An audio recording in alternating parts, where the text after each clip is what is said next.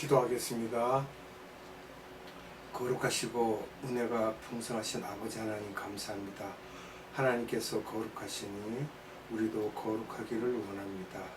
죄 없고 티 없이 하나님께서 원하시는 대로 온전한 자들이 되어서 아버지께 감사와 영광을 돌릴 수 있는 그러한 믿음 위에 설 수 있도록 은혜 베풀어 주시옵소서. 오늘도 귀한 날 허락하시고 또한 우리에게 생명의 말씀을 주시는 이 시간에 말씀을 선포하는 자나 말씀을 듣는 자나 성령님 함께하여 주셔서 기름 부어주시고 충만하옵소서. 오늘도 살아계신 생명의 말씀을 우리가 듣고 그 들은 것을 우리 마음에 소화시켜서 영생의 양식을 삼을 수 있는 복을 얻게 하옵소서. 하나님께 감사드리오며 예수님의 이름으로 기도드리옵나이다. 아멘. 오늘은 휴거와 7가지의 비유에 대해서 말씀을 함께 나누도록 하겠습니다. 어떤 사람이 휴거를 당할까 했을 때 예수님은 7가지 비유를 통해서 가르쳐 주셨습니다. 마태복음 24장 감람산 설교는 휴거 전에 일어날 일들에 대해 말씀하신 것입니다. 재림에 이런 여러 가지 사인들이 일어난 후에 휴거를 맞이할 수 있다는 것입니다. 우리가 노아의 때를 보면요, 노아는 아담 타락 후 10대 손입니다. 노아의 때와 같다라고 말씀하셨어요. 아담은 BC 4114년에 타락을 했습니다. 그리고 에녹이 3492년 때 에녹은 7대 손인데 들림을 받았습니다. 창세기 5장 24절에 나오고요. 또 노아는 10대 후손인데 3058년입니다. BC 3058년에 이것은 창세기 5장 29절에 기록되어 있고요. 아담 타락 후 2458년에 노아의 홍수가 있습니다. 이것은 창세기 7장 11절로 12절에 기록되어 있고요. 또 BC 850년에 엘리야가 들림을 받습니다. 열왕기하 2장 11절에 기록되어 있고요. 이렇게 엘리야가 들림받고 우리가 살펴보면은 에녹은 홍수 이전에 들림받은 예표가 되고요. 또 엘리야는 홍수 후에 들림을 받았다는 것을 우리가 알 수 있습니다.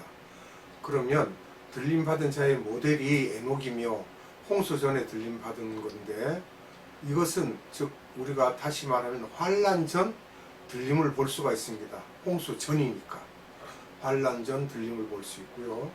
마태복음 24장 37절로 39절 말씀을 봅니다. 노아의 때와 같이 인자의 임함도 그러하리라. 홍수 전에 노아가 방주에 들어가던 날까지 사람들이 먹고 마시고 장가들고 시집가고 있으면서 홍수가 나서 저희를 다 멸하기까지 깨닫지 못하였으니 인자의 임함도 이와 같으리라. 아멘. 소극적 반응이 대부분의 크리스찬들입니다. 예수님의 재림에 대해서 오시겠지 뭐, 이렇게 온다고 그랬으면 오시겠지 뭐, 그냥 그렇게. 근데 적극적 반응을 가진 분들은 소수의 크리스찬들입니다. 이들은 많은 사람들에게 인기가 없고 배척당하고 있는 분들입니다. 남들이 보지 않는 곳에서 열심히 기도하고 밤을 낮인 줄 알고 기도하고 말씀을 보고 이 말씀이 그러한가 상고하고 예수님이 언제쯤 오실까, 속히 오셔야 되는데 이렇게 그것을 갈망하고 있어요. 노아의 때는 어떤 때를 말합니까?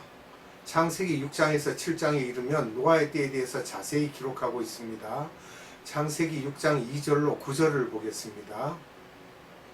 하나님의 아들들이 사람의 딸들의 아름다움을 보고 자기들의 좋아하는 모든 자로 아내를 삼는지라. 여호와께서 가라사대 나의 신이 영원히 사람과 함께 하지 아니하리니 이는 그들이 육체가 됨이라. 그러나 그들의 날은 120년이 되리라 하시니라.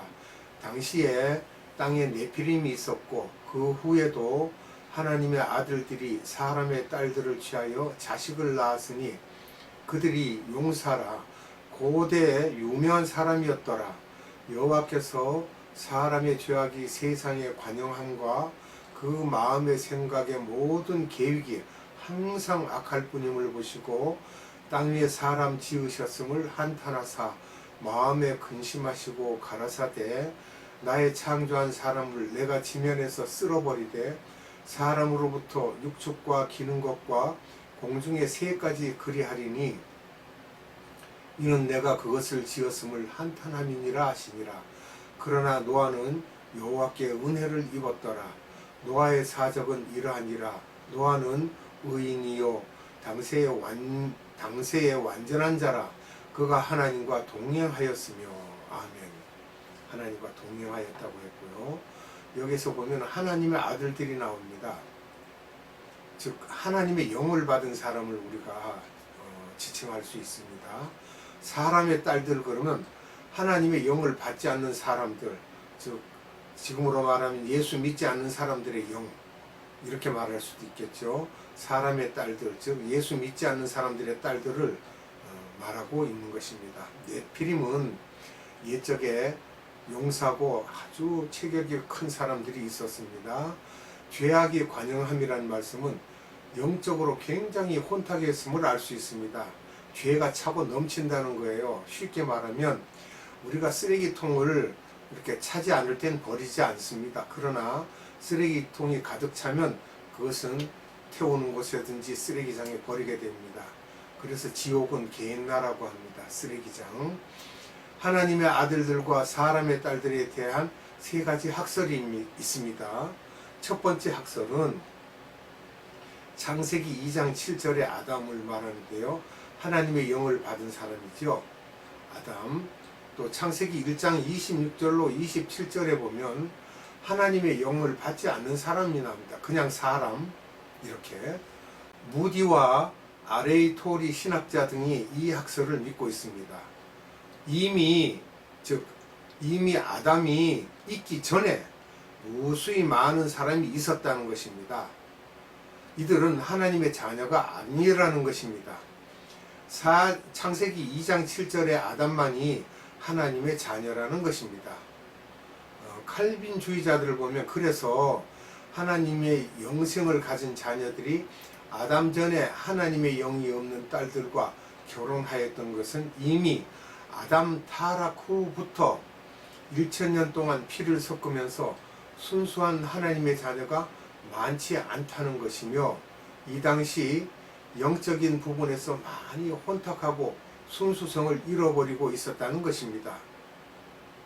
아담의 자손인 가인과 아벨 중에서 아벨은 죽고 가인이 사람의 딸들과 결혼하게 되므로 하나님께서는 아담에게 셋이라는 자녀를 주셨고 그 셋을 통해서 아담의 10대 손인 노아까지 나오게 되는 것입니다. 쭉 나오죠.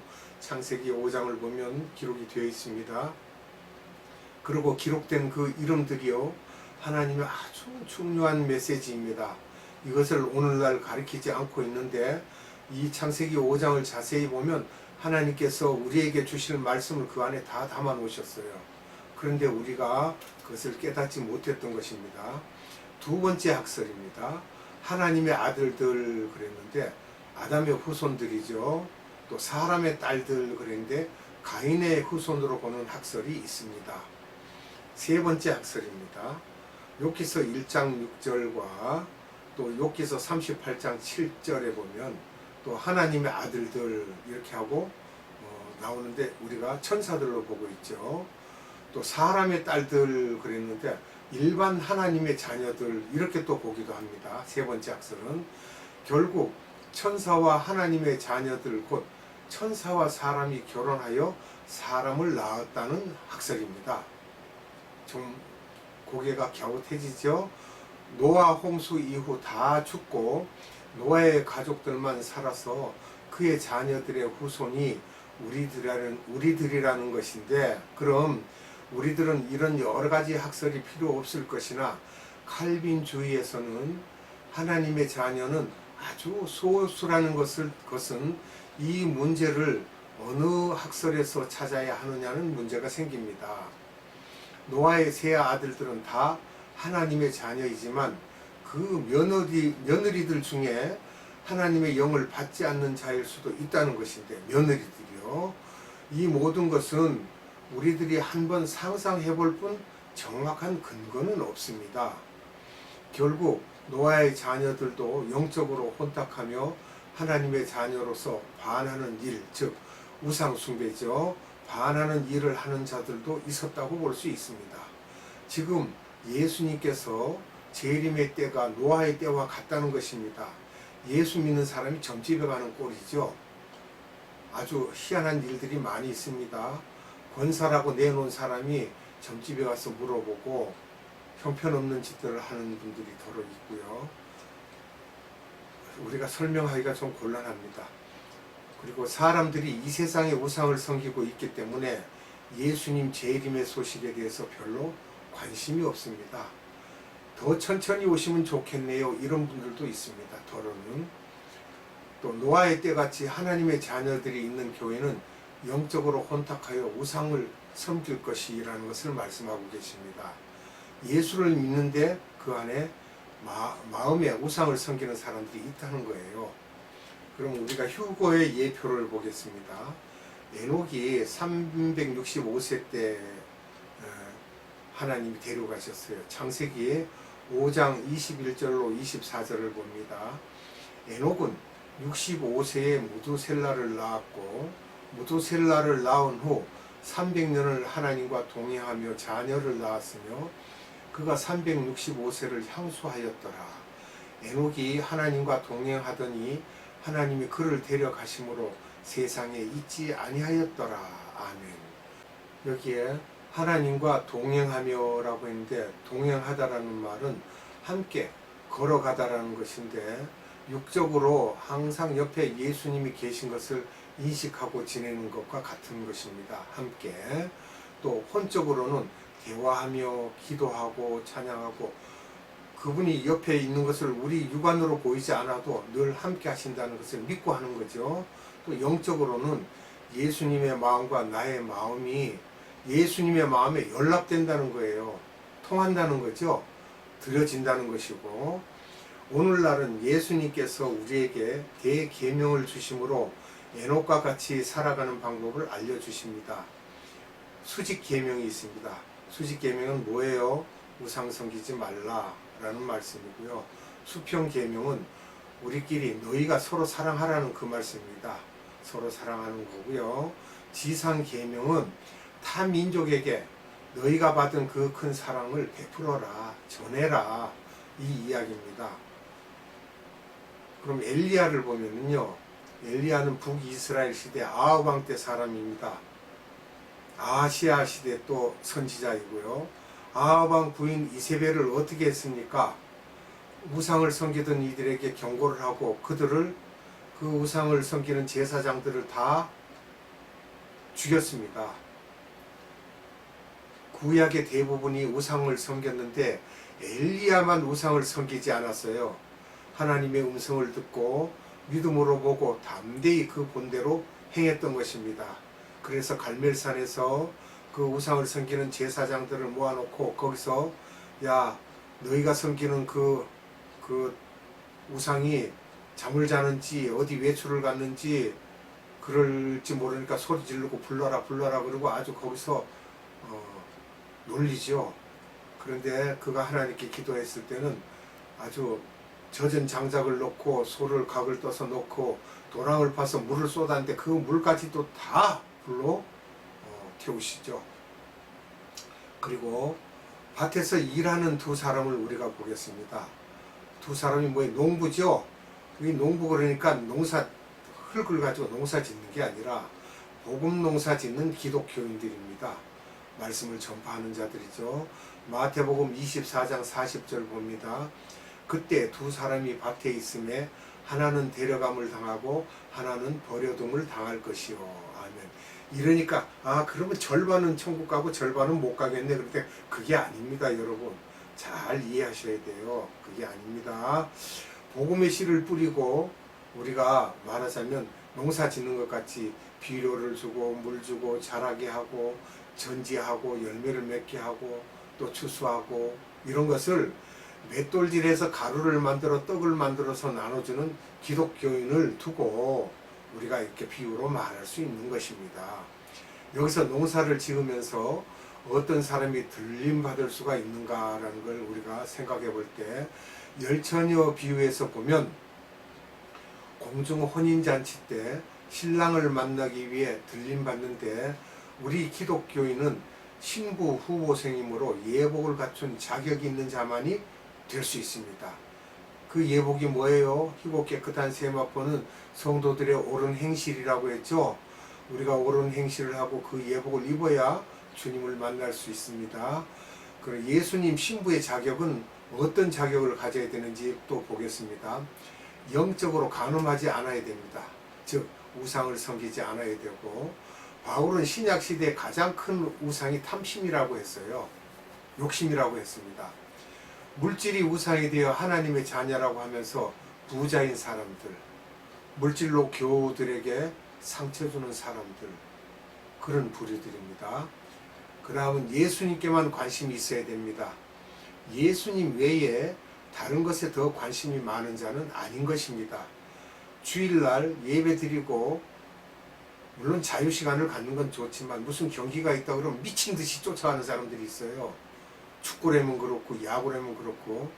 근데 그게 예수님을 더 사랑하는 게 아닙니다. 그 다음에 영적 자녀를 잘 낳는 자입니다. 그 영적 자녀를 놓는다니까 사람 놓는 것처럼 말하는 것이 아니라 전도를 잘하고 선교를 잘해서 믿지 않는 사람들을 예수 그리스도를 믿을 수 있도록 인도하는 그 일을 해서 그가 예수를 믿고 하나님을 섬기는 그런 자가 됐을 때 영적 자녀가 되는 거죠. 또 그 다음은 전도하고 선교한 자녀를 잘 양육해야 됩니다. 성경 공부를 또 이렇게 알려주고 기독론을 철저히 알려주셔서 성삼위 하나님에 대한 것을 분명하게 알려줘야 됩니다. 그렇지 않으면 자꾸 이단에 빠지고 넘어집니다. 그러니까 성부와 성자와 성령, 이 성삼위 하나님이 한 분이시라는 것, 위가 셋이지 한 분이라는 거예요. 그걸 분명하게 알려줘야 됩니다. 그리고 그 다음에는 성령의 열매를 맺게 합니다. 우리의 하트에 쓴뿌리를 제거하게 하시고 성령의 9가지 열매를 맺도록 하나님께서 우리를 또 양육하지만 우리도 가르친 자에게 그렇게 성령의 열매를 맺을 수 있도록 온전하고 장성한 자가 될 때까지 잘 돌봐주는 것이 우리가 나중에 천국으로 가는 큰 그 복을 받는 줄로 믿고 있습니다. 매를 가는 두 여자에 대해서 봅니다. 마태복음 24장 41절, 두 여자가 매를 갈고 있으며 하나는 데려감을 당하고 하나는 버려둠을 당할 것이니라. 아멘. 여기 여자는 신부 후보생이고 오늘날의 기독교인이고 크리스찬들입니다. 매 가는 것은 무엇을 말하고 있습니까? 밀을 가루로 만드는 거예요. 맷돌에다 넣고 갈아서. 그럼 그 가루로 뭘 만들죠? 떡을 만드는 거예요. 떡을 만들어서 나눠주는 일인데 이 떡이 무교병입니다. 누룩을 넣지 않는 하나님의 말씀, 순수하고 깨끗한 하나님의 신령한 말씀을 말하는 거예요. 그런 그 떡을 만들어서 나눠주는 거예요. 무교병을 만들어서 사람들에게 나눠주는 거예요. 두 여자는 떡을 만들어서 필요로 하는 자에게, 즉 미전도적 속이나 믿지 않는 자에게 나눠주는 자와 같다는 거예요. 그리고 거기에서 나눠주지 않는 자가 또 있다는 거예요. 그래서 두 부류로 두 여자를 나누는 것입니다. 우리가 보통 들림받는다 그러니까 하나는 데려가고 하나는 들림받지 못한다 그러니까 50%로 생각하는데 여기에서 차이가 있는 거예요. 하나님의 말씀을 잘 공급하는 자와 공급하지 않는 자, 이렇게 우리가 분리할 수가 있겠습니다. 기도하겠습니다. 사랑의 하나님 감사합니다. 오늘도 귀한 날 허락하시고 우리에게 하나님께서 하신 많은 말씀들 중에 비유로 우리를 알아듣게 하시고 깨달을 수 있게 하시고 그것을 많은 사람들에게 전할 수 있도록 자세히 말씀하여 주심을 감사드립니다. 이 모든 말씀들이 우리 영혼의 양식이 되어서 이후에 우리가 예수 그리스도를 기다리고 있을 때 이 살아계신 생명의 말씀으로 인하여 항상 주 예수 그리스도여 어서 오시옵소서라고 항상 우리가 소망을 가지고 예수님을 기다리는 그러한 믿음 가운데 살 수 있게 하시고 하나님만 바라볼 수 있는 믿음 가운데 서 있기를 원합니다. 오늘도 살아계신 생명의 말씀을 주신 하나님께 무한한 감사와 찬양과 영광을 올려드리옵고 우리 구주 예수 그리스도 이름으로 감사하며 기도드리옵나이다. 아멘. 주님 가르쳐준 기도로 예배를 마칩니다. 하늘에 계신 우리 아버지, 아버지의 이름을 거룩하게 하시며 아버지의 나라가 오게 하시며 아버지의 뜻이 하늘에서와 같이 땅에서도 이루어지게 하소서. 오늘 우리에게 일용할 양식을 주시고 우리가 우리에게 잘못한 사람을 용서하여 준 것 같이 우리 죄를 용서하여 주시고 우리를 시험에 빠지지 않게 하시고 악에서 구하소서. 나라와 권능과 영광이 영원히 아버지의 것입니다. 아멘.